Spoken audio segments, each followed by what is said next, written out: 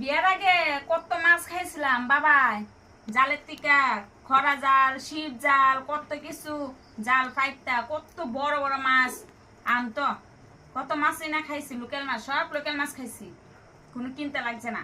আর এখন বিয়ের পরে মাছ, এই যে দেখো, বিয়ের পরে এখন দিন কত মাছ খাই, পয়সাটা কিনতে গেল সব চালানি মাছ, মাছ পাওয়া যায় না, তার লাগে মাছ খাওয়াই বাদ দিছি।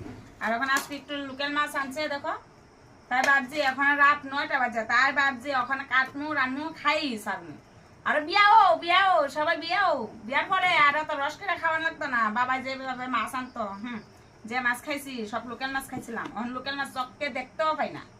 এখন এই যে বস্তির থেকে লোকাল মাছ একটু কিনে আনছে, তাও কি ওই যে গুড়া মাছ। এই মাছগুলোর নাম জানো? দেখো এই যে, এই যে পুঁটি মাছ, এটা কি মাছ? কই মাছ। আর এগুলা মাছ কি? এই যে, তোমরা জানলে একটু কমেন্টে জানাইও এটার নাম কি মাছটার। 13 বছর হয়ে গেছে, এখন মাছ না খেতে খেতে সব মাছের নামই ভুলে গেছি। এখন সব মানে আদেশ গেছে গা মাছের, এখন মাছের নাম কি এটাও ভুলে গেছি।